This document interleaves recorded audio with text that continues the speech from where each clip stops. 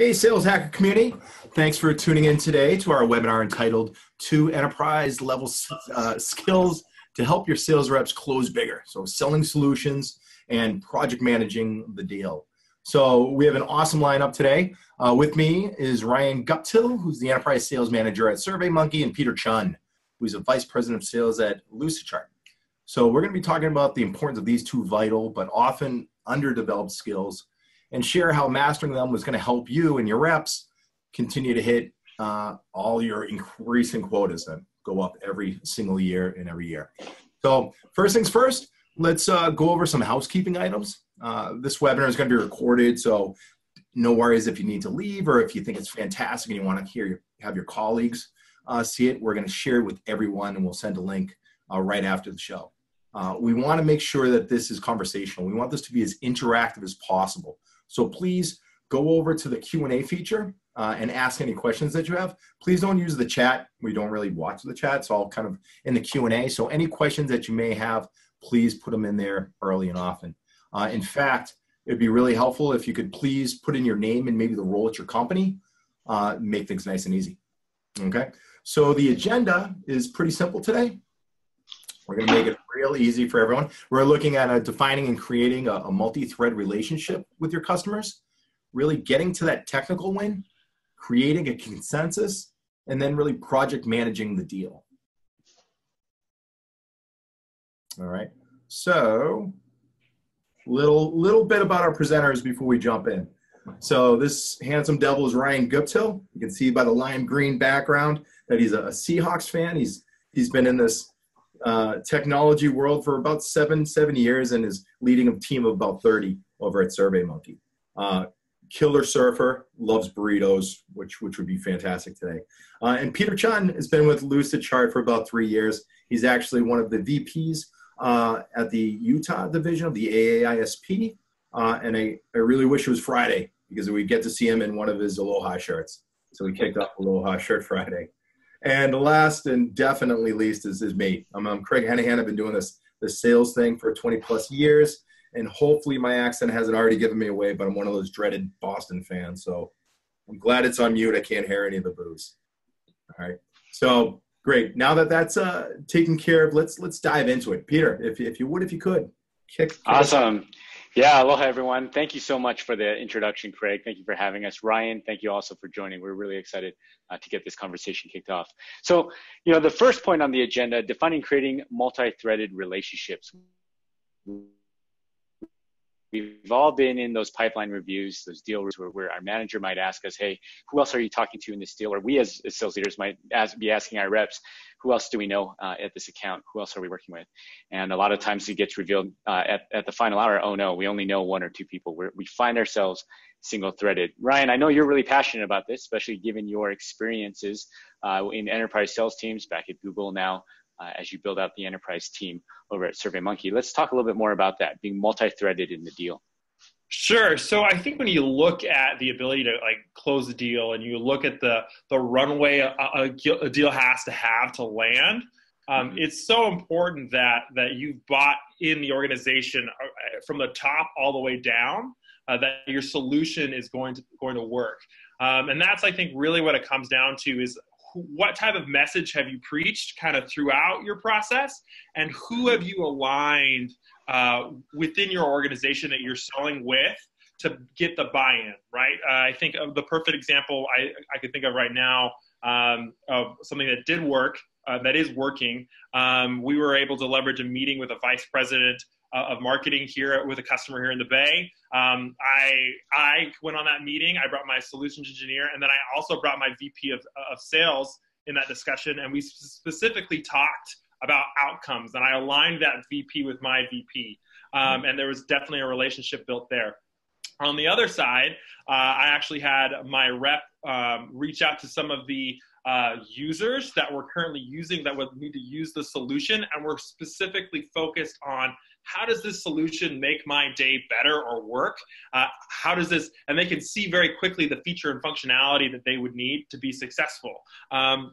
So as we've pitched outcomes to the VP level, and now as we've pitched sort of solutions and being able to execute at the lower levels, when they meet internally and have a discussion, it's pretty clear that they can come to a consensus that they're going to be able to land with our solution, right? We've done a lot of other processes and able to drive outcomes. Other things like this VP of marketing will also now come and meet our CMO. There's a variety of other things we're laying the groundwork for. I think one of the things that scares me the most, we have win rooms here at SurveyMonkey. When I have a rep come in and say, we are currently only talking with procurement. I give that deal maybe a 30% chance of closing. You discount that even more. Yeah, right? You're afraid to put that on that forecast. And like, he'll ask me, like, what do we do? Do we have our CEO send an email to so-and-so? And I was like, we're like, you're piping this for this quarter? You're in trouble. No.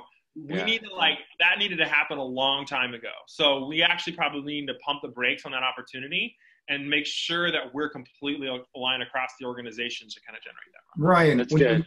When you talk about alignment, what's the average, or what's the optimal? What's the ideal number of connections that you'd like to see within? Sure. I think granted, it depends on the size and scope of the deal, right? So like we call them minnows, tunas, and whales here. So that's kind of the framework. I would say most minnows, typically you probably you as a rep should just be able to be involved and close those out on your own. Once you get into tunas, you need to bring some element of senior leadership, and your job as the rep is to actually quarterback for us. So, for example, when we met with the CMO or the VP of marketing this past week, my rep said, Ryan, this is your talk track. Luke, this is your talk track. Caitlin, our director of solutions engineering, this is your talk track. Based off of all the due diligence. So you, by all means, you're playing the puppet show. You're pulling the sort of the Peyton Manning, calling plays, making sure everybody's up in alignment, and then when the thing runs, it runs really smoothly. Awesome. Yeah, that's a good point you bring up. With you see recent research, right? Challenger's been saying this for several years now. Now Gartner, right? Between 6 to 10 stakeholders in these more complex B2B deals. Now I want to point out, Ryan, something interesting you said there. When we talk about multi-threading, or when I hear leadership train their sales reps on being multi-threading a deal, a lot of times they focus so much on the customer. They think, okay, who else on the customer side do we need to talk to? We need to talk to which C-level people, which VPs do we need to get involved? But you brought up something interesting with your example, and I'll go to this next slide, is contacts on our end as well, right? What I'm hearing you say is you also need to be multi-threaded on your side, right? Internally, who else here at the organization can we align with our prospects or our customers? We did something interesting here. Dan Cook does a good job, our SVP of sales, this executive deal review that we hold bi-weekly here at Lucid. And we invite all the executive team. And honestly, it's an open invitation for anyone else in the company, product, marketing, other salespeople. So they can hear what's going on in the deal. They can also be invited. Sometimes they'll bring in their ideas. But what we're also doing is we're getting multiple stakeholders, not just in the sales org, but we're finding what other contacts we have here internally that can help us make those connections with the other contacts. So I think, you give us a great example and great reminder that when we talk about being multi-threaded, we don't just mean with the customer, we also mean internally within our own organization. No, absolutely. I think when you look at it, we have fortunately, we have an amazing board here at SurveyMonkey.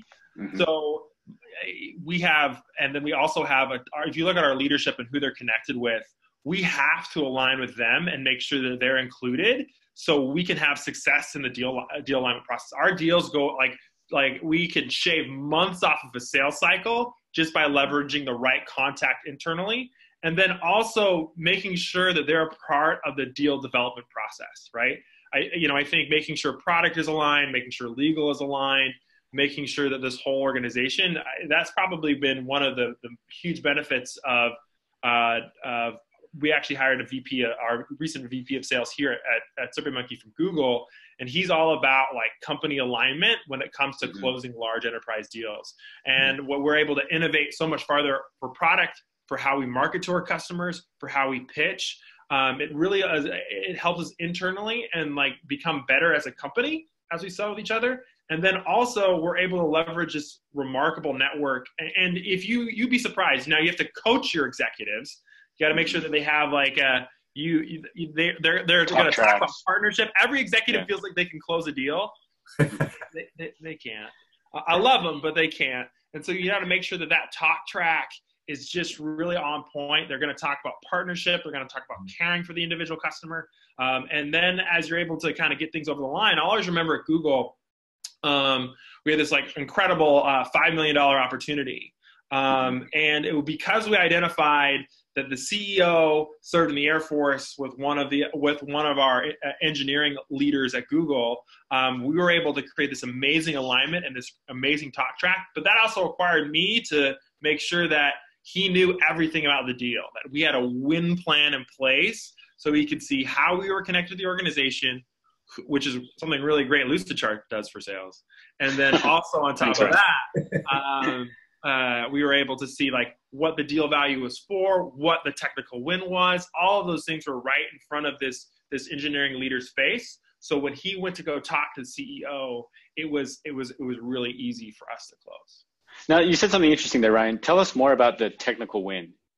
Sure. Meeting that technical win. So I think before we know a deal is going to close, we want I don't know, I've sold in SaaS my whole career.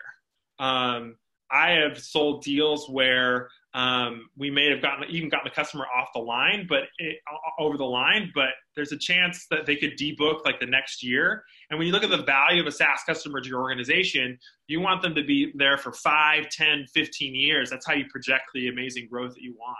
So you want to make sure that your solution that you're putting in front of them really meets the demand and the outcome that the customer is looking for. It's better for you. I'd rather and you want to be known as a rep that can do that throughout the industry. And part of that is making sure that your engineering resource that you bring on pitches an outcome to them that you can technically do and meets all those individual demands. I think part of that as well is also getting the customer success team aligned early in the sales cycle so that they can actually see the actual technical success where they'll land and how they'll get there. It keeps I don't think anybody should ever pitch that migrating to something is a cinch. It needs to be very clear and very focused that this is going to be a process. Also, I would warn sales reps, organizations that are not looking to invest in professional services at some point in their career or at some point in their growth pattern. I would be wary of those organizations because you want to be able to integrate and have an outcome for the solution for your customer that really meets the demand. Yeah, it's one thing to be able to articulate, right? You're identifying key stakeholders. You're using your account mapping solution to identify key stakeholders on the end of your prospect. You've identified those. You've tied yourself to the solutions and the outcomes, right? And then you've essentially helped to articulate this technical win. But like you say, it's not enough to just understand and agree on the technical win. You actually have to help deliver that, and which brings up to our next point, right? Actually establishing a go live date. I think all too often as sales professionals, we drive so hard on, hey, close the deal, close the deal, close the deal.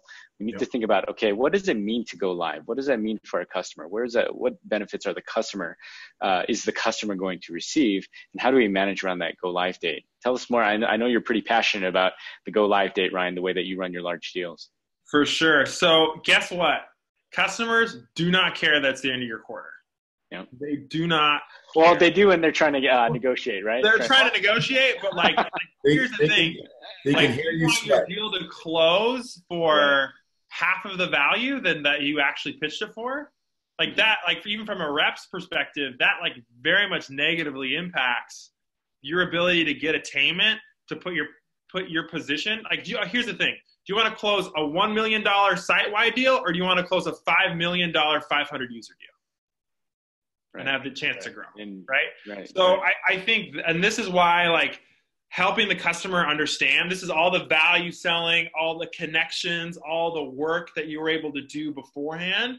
As you're able to pivot in and as you're able to move, the customer is already going to start to feel we need to have this.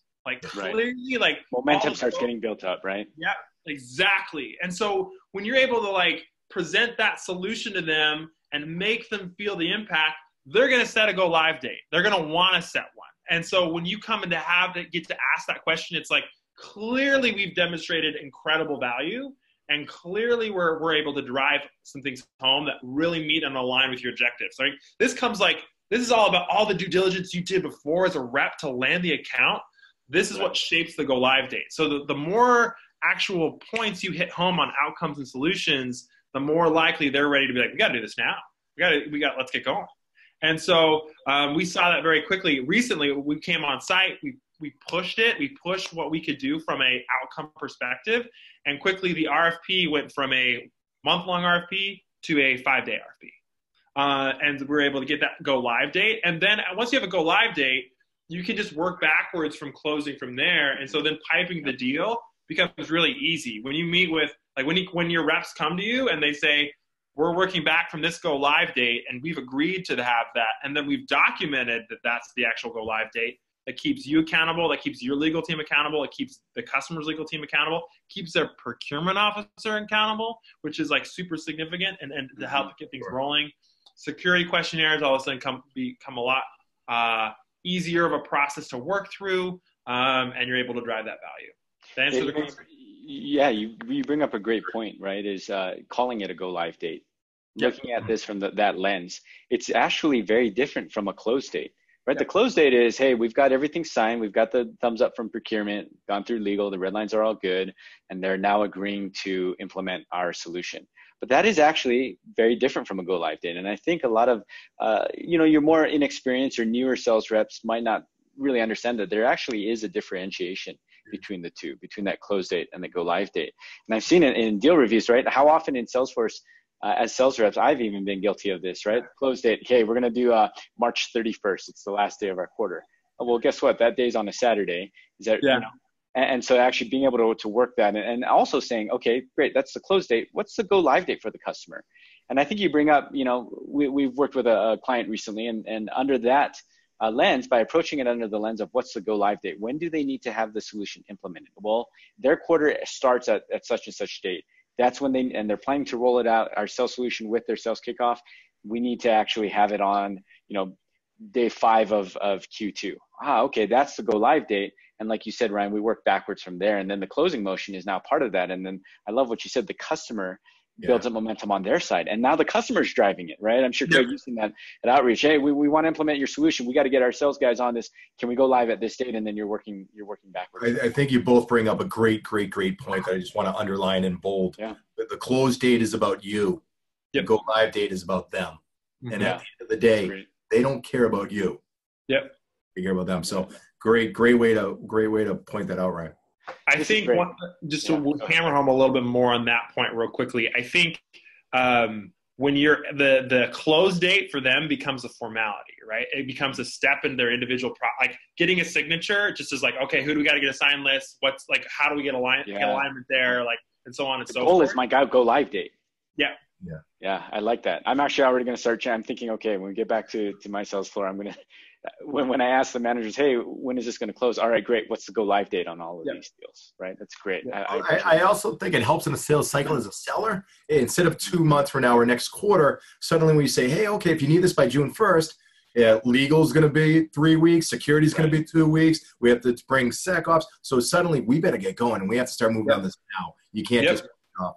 And as long, like you said, if you agree and have that in writing back and forth and you assign responsibilities on both sides, now you're doing this together. It's not just throwing numbers and that. Yeah, that's great. That's great. I appreciate that, Craig. That brings us up to our next point in the agenda. You mentioned you're driving towards a go live date, close date's formality, and now you work backwards. Legal's going to take 3 weeks. Procurement's going to take another 2 weeks, or finalizing product enhancements that we promised the customer is going to take another couple cycles. Now what our sales reps are doing is they're project managing the deal, right? I remember when I first learned this concept, my mentor told me, okay, take off your sales hat right now for a minute, or leave your sales hat on because we're always selling, right? Leave your sales hat on, but on top of that sales hat, put on your project manager hat. Approach it from this way. Build a Gantt chart. Pull up your Lucidchart, build a Gantt chart and show the different pieces of the project that need to happen, that need to be executed for this thing to go live. You have that hat on, and this is I love this slide, Ryan, that you've got in here. It's that feeling. The customer is now really excited. You've got a lot of momentum. They're saying, okay, I understand this vision that my sales person has painted for me. I understand this is going to make my life better. This is truly a solution. Great, this is going to be awesome. How do we get there, right? And it's building off of that excitement and what you're doing as a project manager. You want to talk a little bit more about that, being that project manager? Sure. So I think this is when being a project manager as well means that you really have to take hold of this process. Like buyers want to be led. So like that's part of being like this is a good opportunity for you to manage and lead the customer to close, right? So I think everything from like asking the question like, what's your process? How do we move through this? Like, what internally do you know? Like how, and then aligning dates to all of those things and checkpoints throughout the way.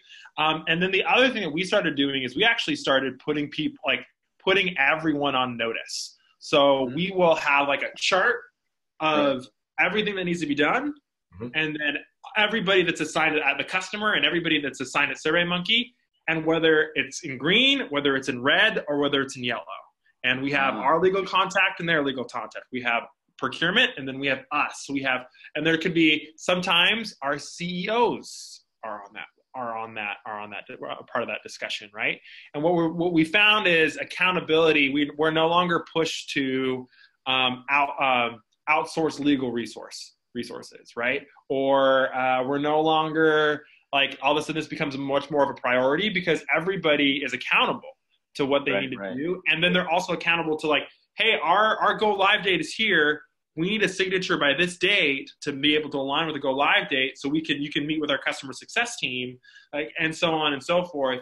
And there's just like this overwhelming amount of accountability as we kind of move forward. The key is to chart it out, share that with the customer, and keep that accountability sometimes most likely like weekly, but like towards the last 3 weeks before you get a signature, it's practically daily. And Ryan, question on that. So that sequence of events kind of doc that you're sharing back and forth, do you do that through Google Docs, or is it the bottom of the email? How do you share that back and forth and keep it updated without having 50 different chains? Sure. So originally we've been using an Excel spreadsheet initially, or a Google sheet. It depends. We'd love to use Google, but not everybody can easily share. What we've actually developed in Lucidchart for Sales actually is we've developed a whole account plan where we can easily do that ports the information already from Salesforce of everybody that we've worked with, and then everybody at SurveyMonkey, so that we can easily just sort of share it back and forth. And we actually just take a screenshot after it's been updated, shoot it in an email, we're good to go. Yeah, that's great. Well, again, I appreciate you, Ryan. I thank you for the kind shout out to all of our listeners out there.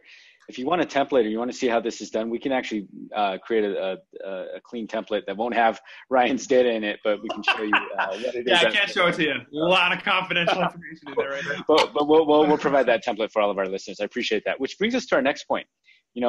Every salesperson, they love dealing with procurement and pricing, I'm sure. So we'll talk about some tips behind that. And one thing that I always like to train, whether you're working an SMB deal, right? Just a few employees, mom and pop shops, or you're closing these large enterprise deals, we can fall into some of these traps. And the first one is never discount when you first present to the customer. One of my favorite training techniques when we present price, after the sales rep, has already built value and then makes that connection of value to this is your investment amount, we hit pause, right? Because it's so often the sales rep says, okay, your price is going to be X. And then they get kind of nervous and they don't hear the customer's response. Like, oh, but you know what? We can work with our team and I'm sure we can work something out for you. Yeah. We just hit the pause button because, several things happening here. First, the customer needs to digest it, right? The customer's listening. They need to hear what you're saying and they need to go through their own thought process. Okay, this is the price. This is what he or she is saying. This is what it means. Okay. Right. So we play that game. Just hit pause, just let the customer think and let them bring up the first question. And oftentimes what happens is customer will go through the thought and then they'll come up with maybe an objection. Well, that's a lot more than we were thinking. Okay, well, tell me more about that. Right. Don't go to the discount. Or in the best case scenario, the customer goes, okay, well, let me see if I can go get that budgeted. Or, oh, okay, that's great. Let me go get the PO cut and then we can talk about that. Now, talk to me about this. I know, Ryan, you're big on conversations, people to people. What do you mean by negotiate on the phone? So, so there's nothing worse than there's a couple of things that you can do, I think, in negotiating over the phone. I think you need to first off understand, like when you have, like you said, when you have that pricing initial discussion, Peter, it's perfect. Yeah. You can clearly hear out of the emotion how the customer feels about the price you just presented. In fact, it's even better when you can do it in person. I would even recommend that if you have that opportunity. We have a get on planes mentality when we talk about like presenting how much the solution is going to cost. And then you're able to kind of understand and feel out like where the customer is going to land. And then once you like come to a verbal agreement on the phone of what you would like to do, I mean, I'm a big believer in like discounting as little as possible. So if you discount a lot, you're kind of devaluing all the value you just sold, right? So what do you like maybe do we need to go back and resell this thing? Like I think that's like what you need to start doing if the customer's really fighting with you on it. You also have to realize the procurement people have their metrics that they need to align with. It also stops things from happening. For example, I had a rep recently email, it was negotiating over email, and he was like, the procurement officer said, okay, what kind of deal can you give me for a 1-year option? And he sent over the 1-year option. And then the procurement officer said, okay, great, give me a 3-year option. And what that did is that it just devalued it just because they expected to have more of a discount on the 3-year option, which is like not what we needed to do. Whereas instead, if we would have gotten on the phone, presented preferably a 1-year, 3-year, and a 5-year option, hopefully landing them at the 3, we will be able to sort of like avoid that. They could tell us what we like or what they don't like, what they don't want to do. And then they're more negotiating years versus there's all sorts of stuff that you're able to other levers in the deal instead of focusing on the price. Yeah, absolutely. Yeah. And then follow up on the phone with the deck that you just presented to them with the agreed upon price that they're going to move forward with. Then your negotiation is done. Yeah, it's over. Yeah, that makes sense. You don't have to worry about it. You know, you bring up another great point, right? It sounds like in that case, that example that you gave, the rep really didn't do full enough discovery, right? The rep should have understood, hey, what is the appetite for a multi-year deal, right? Yep. What does that mean to you? Or help me understand, maybe some budgetary constraints. Help me understand some of the, I might not be able to get the actual budget numbers. Really good reps can, right? And I know you have, Ryan, in some of your own deals that you've run. But what I'm hearing is, hey, the rep needs to do more discovery, understand better the customer so that they're not going back and forth and just being an order taker here. And then I like what you said right there, right? On the phone, if it just keeps going back to price, one of my personal mentors, Keith Tanaka, who runs enterprise sales here, he'll actually go, hey, time out. He'll visually say, hey, time out with the customer. It sounds like we have a misalignment on the value that you're really getting. Let's backtrack a little bit and talk a little bit more about that value, right? He takes that, all that attention around price to mean, I haven't really built enough value. My fault. Let me go back and talk about that a little bit more. The third point you've got here, documenting on paper. That's so important. Emotion can run high. Nerves are going. You're having this phone call. You're talking about all these different levers, multi-year. How would that affect it? Pricing, what does that look like? Maybe different pieces of the deal, whether you get marketing, logo usage or case study out of it. There's so many details when you're working a complex deal. I think it's important to recap, right? You're having that conversation on the phone, or like you said, you run a GOP philosophy, get on planes to close those deals or to present price. It's important to follow up with documentation. I'm always telling my reps, or my leadership, make sure you have everything documented so that you can go back, it's referenceable, you can recap with the customer. Anything else you want to add with on your side on what you do in terms of documentation with your teams? First off, it's it's fast. So you do it within an hour of when you just had the meeting. I'll even try to push my CSO hey, we had a meeting with X today and you were there and you were part of it. This, you wanted this email to come from you. I just drafted it for you. I just need you to push send. Right. And he'll be like, okay, I got it. And I'll remind him throughout the day just to be like, hey, big deal. We got it. We got to go. So and it's important to get that out quickly, and just make sure that the customer knows that you're really, really present. I think that would be the only thing I would add there. I think I like that. I really like that immediacy. Yeah. I would also say bullet pointing why you landed at that agreement. So I followed up with my leadership and all that sort of stuff. Just be like, we have met the business objective as trying to build a partnership. This is where we've landed for these X reasons. Thank you so much. Looking forward to moving on to signature. Well, that's great. Yeah. So guys, a couple questions from the field. So Nathan was, and it's funny, I was thinking the same thing, Nathan. So when you have that Mexican standoff and you pause right after you talk price, How long should you wait before you continue the conversation, before it gets too awkward? Yeah. One of my mentors said, first one to break the silence loses in that game. And I would say you pause, and it'll be awkward for the reps. And so the way you get around this is practice with role play. Get in a room with your reps, do a role play, and practice the awkward pausing, right? And then when they actually implement it with the customer, you're there in the room, a second set of ears. After they drop the price, hit the pause button. Don't let them touch it. Just pause and pause and pause, and let that. Sometimes it can be really awkward if you take a minute. You might hear the customer say, "Oh, are you still there?" To which you respond, "Oh, yes, I'm still here. I understand that I've just presented a lot to you, and I wanted to make sure that you had time to process it. Do you have any questions?" Right? Throw it right back over, right? Or tell me about what you're thinking, right? And I throw it right back over. So those are the tactics. I'm a strong believer in that, because you need time to process. It also gives your sales professional, your sales rep, time to process as well. Okay, there's some pause here. What are some of the things that we could address next? And then be ready to listen, I think, is the other key to that, right? Once they reply, listen. Ryan, you have any experiences with that, or anything you want to add on that question? No, I think you just need to be if you demonstrated value and you presented the outcomes that meet your customers' demand, exceed your customers' demands, and you've presented us a solution that's a clear technical win and fit, just stand there sit there with a big smile on your face and know that you did it, right? If there's complete misalignment on how much this is going to, like you said, also, Peter, you did the due diligence, right? You found out what the budget was. You found out this is something they're trying to solve for. Particularly these large enterprise deals. When you're working with a Fortune 500 company, this really shouldn't be that much of a sticking point.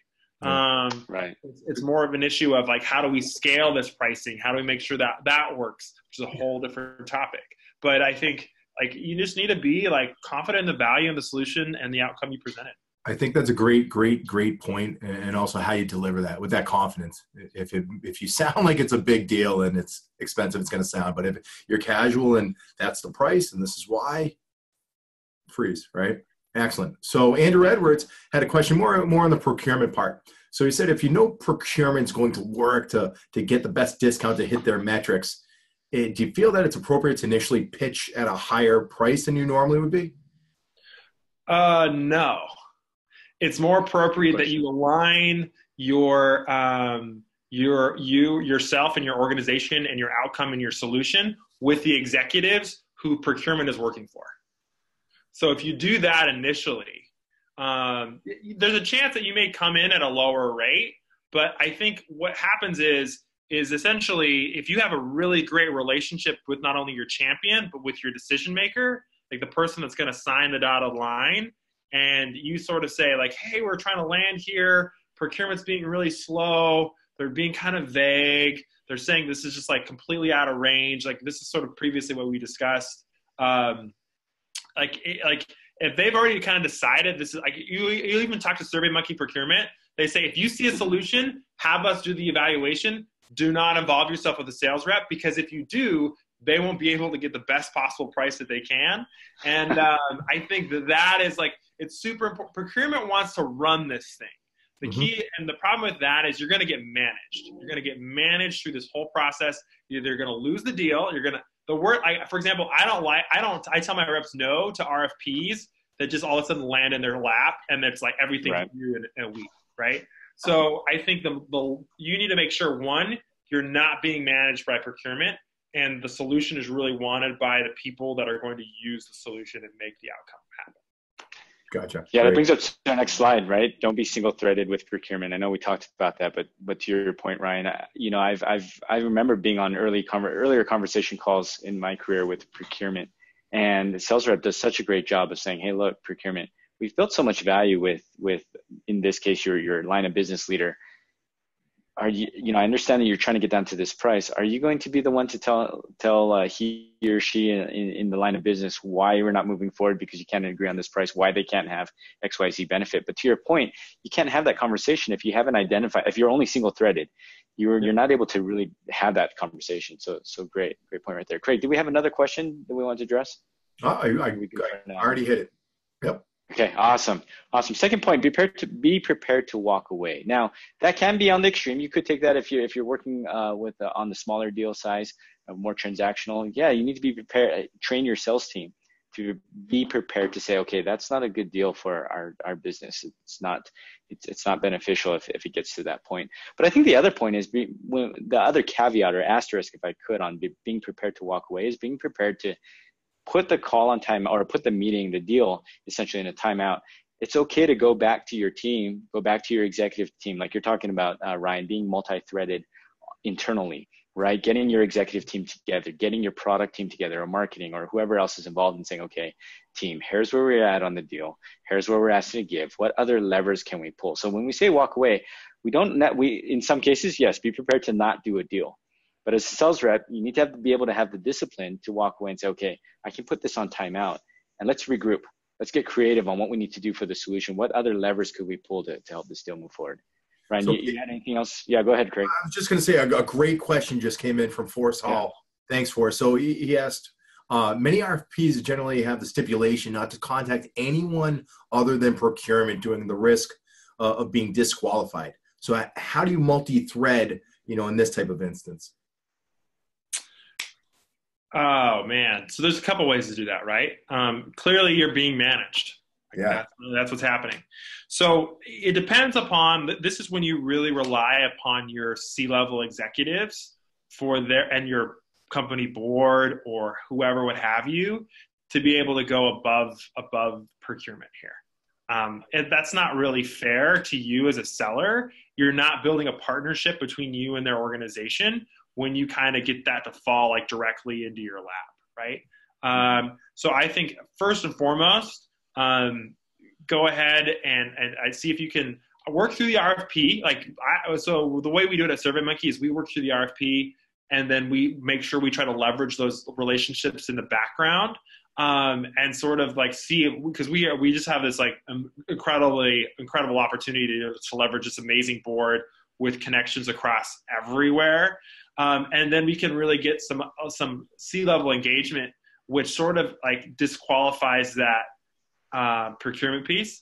But of sort of not being able to contact anyone. But I also leave that up to the rep, right? Is this going to build a fruitful partnership based off of the way the customer is interacting? I'm going to trust your judgment. And if they feel like running through the whole RFP and being managed and like that's all they got, and if you like there's a chance to land revenue and it's your only chance, that's great. But at the same time, this is a great situation where walking away might be a good idea. Gotcha. Great. Mm-hmm. The other option is you go ahead and follow through the RFP, but do it from the scope of, hey, this RFP, what we're gonna agree to is more of a pilot, right? If we get selected for this RFP, it's more of a pilot, and as we're doing this, then we will talk to the broader group to build consensus and really understand. Other piece, you can also hit it head on. I've seen this done where you get procurement, to Ryan's point, you get procurement on the phone. Hey, procurement, we understand this part of the RFP. In order to best provide the solution to you, though, I would ask that I can talk to this person and this person. Sales rep already do the homework, so you can don't say, introduce me to your head of sales. It's the last thing procurement's going to do. But I need to talk to so-and-so. I need to talk to this other sales leader. And this is what I'm going to be talking about. And I will even close the loop with you when I'm done with that conversation. But there are some other tactics such as those to be able to get around that. And then the last point on this slide, after being prepared to walk away, is ensuring that the customer is convinced of the ROI, right? You need to get it to a point of you've done great discovery. You've done great presentation of the solution.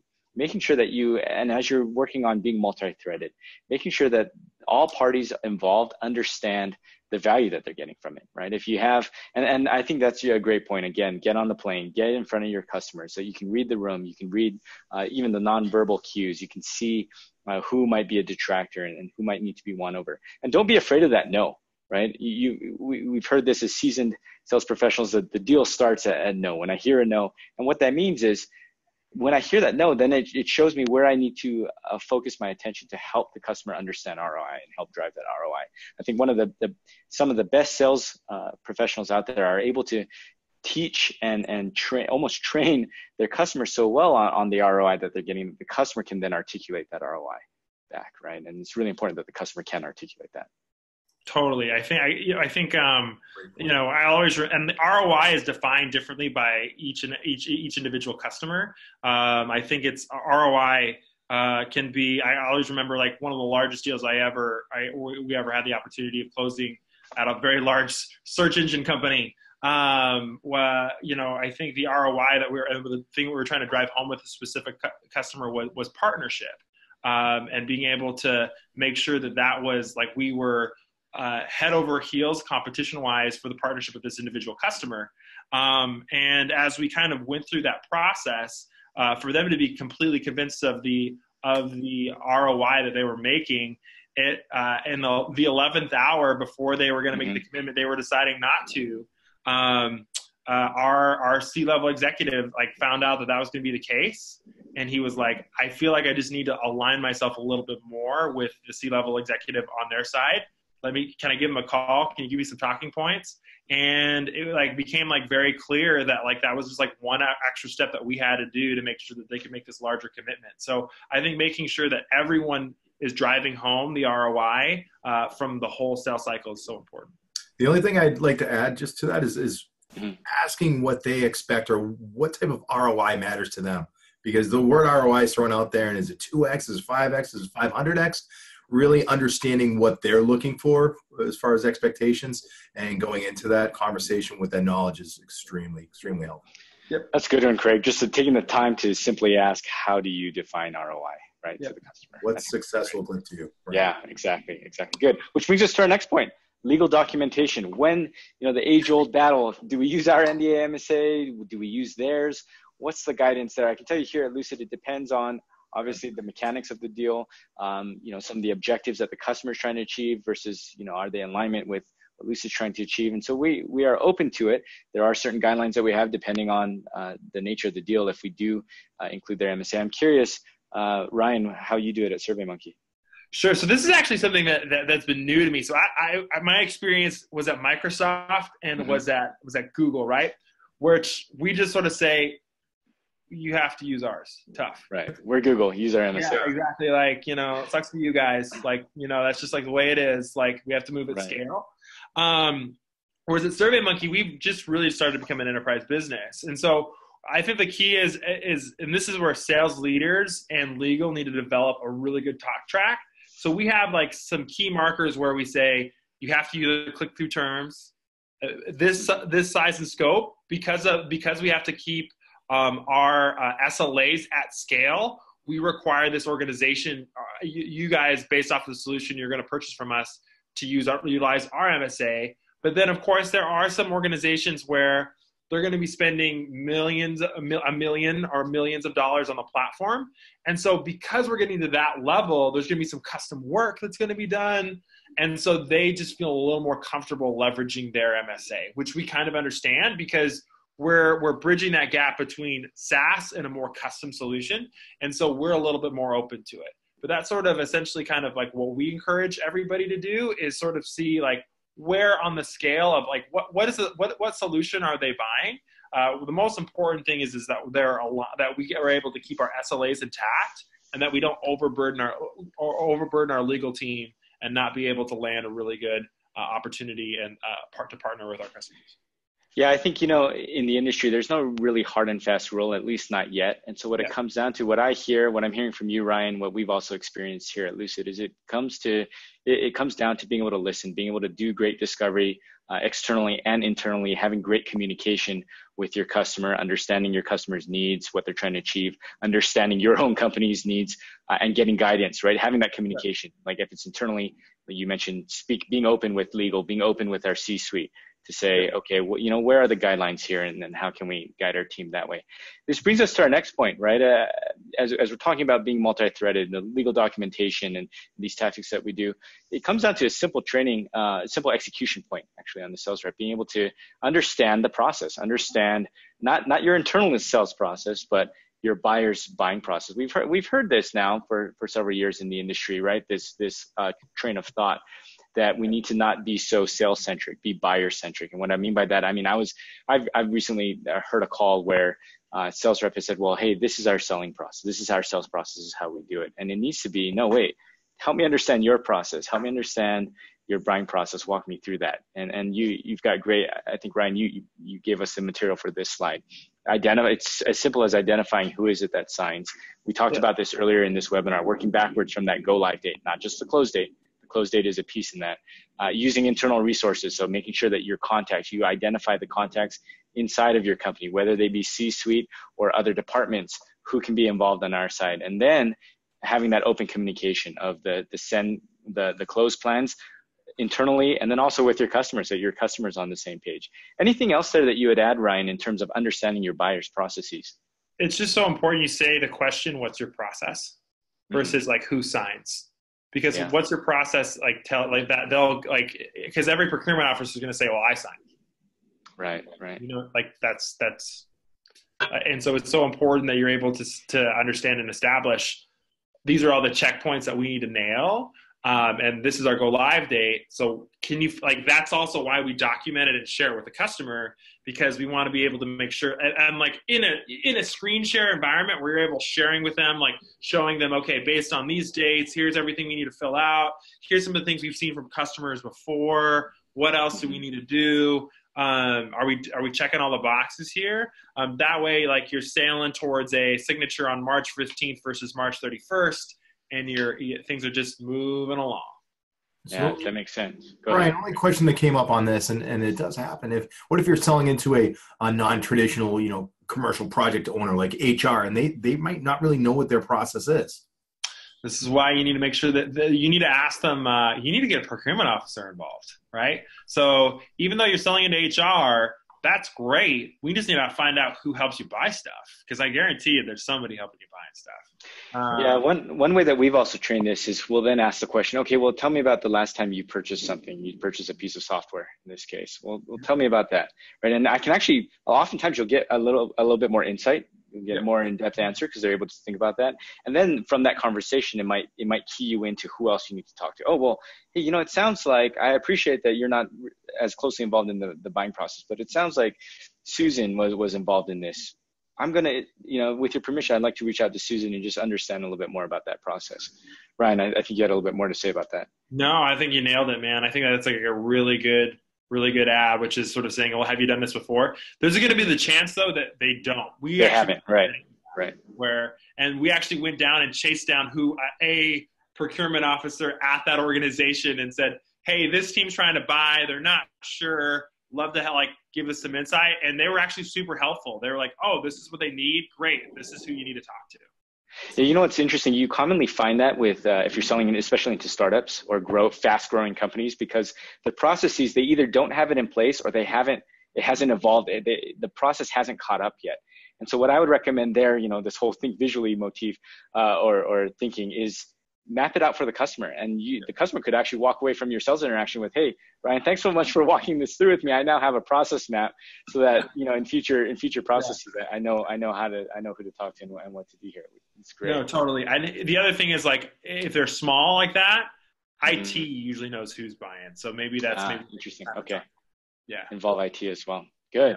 So it brings up to our final point, working externally and internally to close. I think we've talked about this all throughout the presentation, but being able to have what it comes down to, a theme that I'm noticing in our conversation is having a plan, right? Yeah. Making sure that your sales team is trained, that they have a plan. Now, be prepared that you can prepare for every scenario, and then it's that one scenario that you didn't prepare for, but having that plan, having a plan that you can adjust, that you can tweak.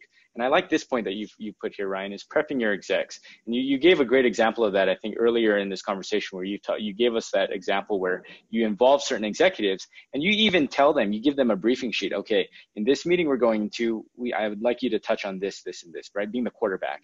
And then also at the end to close it out, okay, CSO, I've crafted the email for you. That's also part of it. Remember that the execution is also part of prepping the execs, right? Not just the pre-meeting work. So great stuff there. I appreciate all of that. Anything else that Craig or Ryan that you'd like to add on this slide? I can't emphasize more. Just it takes a team to close a big deal. I would say if you come across an organization, that's one of the questions I actually have started to ask. If I were to interview for a new job, or I ask reps as they interview with me, is sure. Like, how have you leveraged executives? And then whenever I hear that I closed the deal myself, I'm like, oh man. You're like, hold on. Running. because it just doesn't like it doesn't build a partnership, and that's what our job is. Our job is to build incredible partnerships that drive amazing outcomes for our customers and bring revenue in for our organization, so we continue to build amazing, incredible tools and so on and so forth. I know that's a very corporate, cheeky answer, but like, in truth, that's what we're trying. That's what all salespeople are trying to do. No. Well, I love that question, right? Because if you get that answer, you got several things. One, either they're lying, because to close a big deal, it takes a team. Yeah. Two, if they're not lying, they have an ego issue, right? Where they don't recognize the team, and so you could have potential culture issues. Or three, they really did close it by themselves, and they need coaching on how do we involve our stakeholders. I don't play well with others. Yeah, exactly. Great. Totally. It's funny. It's such a great point. We have an executive here that says, losing alone is a fireable offense. That's awesome. Early and often. And to your point, Peter, that doesn't mean just sending an email saying, can you hop on a call? The more you prepare, the more you do for that executive will make you a very popular rep. Love it. That's a great point. Well, that brings us up to our 4 points. That brings us to our question and answer slide. If there's any other questions, Craig, that we can address, and if not, there was a great question by Andy Kolker. Okay. Hopefully, I didn't kill your last name there, Andy. But he wanted to know if you had any insight into offering trials and SaaS products ahead of an agreement in enterprise. Have you seen success with trials, or do they negatively impact the process? What are your thoughts? Peter, yeah. I'm opinionated about this one. I'll let you go first. Okay, I'll go first. We'll see how it aligns with yours, whether you disagree or agree. I would say a lot of that largely depends on your offering. Depends on, and when I say that, it depends on who you're selling into, the nature of your solution, even the scope, right? Does the solution just affect a small team? Could this potentially be site-wide, as was mentioned earlier? And also depends on the maturity of the product. As some of you may know, we've launched Lucidchart Sales Solution. Now, part of that is it's a new product line getting off the ground, and we need that feedback. And so, in our philosophy in this case was, it makes a lot of sense. Now, there's other solutions out there where it doesn't make so much sense, right? And at the end of the day, I think my belief on it is it comes down to communication. It comes down to your rep's ability to communicate internally, communicate externally, and you talk through that case by case if the POC, if the trial is going to be beneficial, and you learn from that, right? And so I don't think there's a hard and fast rule there. I don't know, Ryan, you tell me. We have a, so I think your point of what you're offering is super important. I think when it came to like trialing, I spent most of my career at Google selling G Suite. When it came to trialing G Suite and an IT director just wanted a trial, I was like, dude, you've had a Gmail account your whole life. Like, what do you need a trial for? Like you want to test out the feature function of Drive, like, you already store like your resume and like half of your pictures there until Google Photos came out, right? So like, what's the point? But I think there are times where a trial is like super significant and important part of your business. And part of that is you don't just send somebody a login and just say, you're good to go. Like, tell me how you like it. We're not test driving a car and like smelling the interior and like seeing if it's emotionally the right fit. You really have to structure the trial, and you have to almost run it like a proof of concept where there's checkpoints with your sales engineering team. They have met their customer success manager and have an idea of what onboarding into the platform will look like. There are specifics, like particularly if there's an API, there's got to be some testing of the API to make sure that functions and works.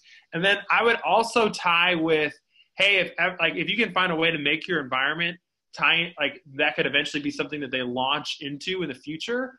And then like they have like align that with sort of the contract signing and go live date and so on and so forth. That's, I think, really significant to the point when you initiate the trial. It allows them to be able to kind of already make an assumption of, okay, like if this is technically the right fit, we're just going to move forward with it anyways. Great. So a pilot to agreement, so you don't lose any momentum and everyone's excited, and you don't lose that with 3 months of security. I gotcha. Yeah. And it's got to be like 10 days long, no 30-day trial. Yeah. And that was the other point I was going to say. What I'm hearing and what I want to add is make sure you put your project manager hat on, right? Yeah. As you're doing this, as you're designing the POC, the trial, stay close have great communication to establish your success metrics, understand all the nuances of it, put on that project manager hat, and you're managing again, internally and externally to make sure that it moves along. You bring up a great point, Peter, having those strict baselines so you know what the mutual success is going to be. And once you hit those, should we use my pen or yours, right? Yeah. So another great question came in from Ari.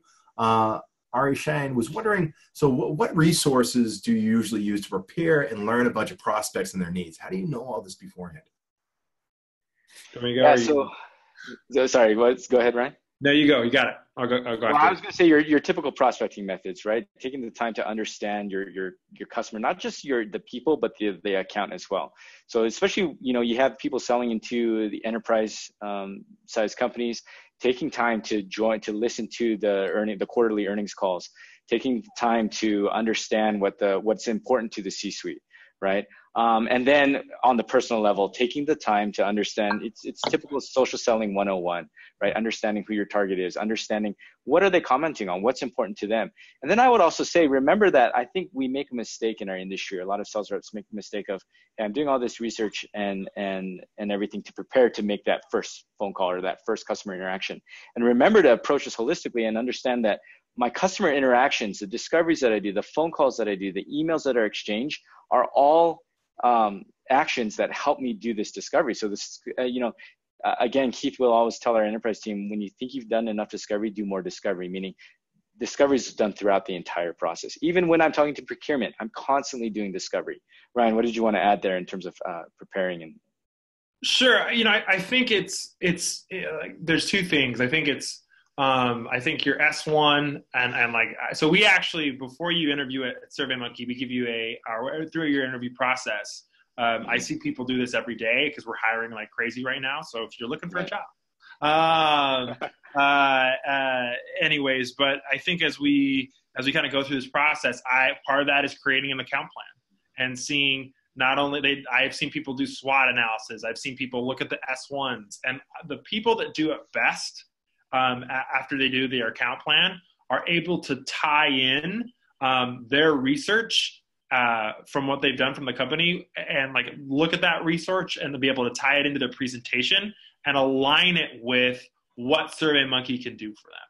I think that's so important. You need to be looking for specific nuggets that say I'll always remember one of my probably my proudest moment as a BDR was when I landed a meeting with a really good CEO for one of the big tech companies here in the Bay, and I thought I was just the most amazing kid ever for this, and it's the most basic thing you could have ever done.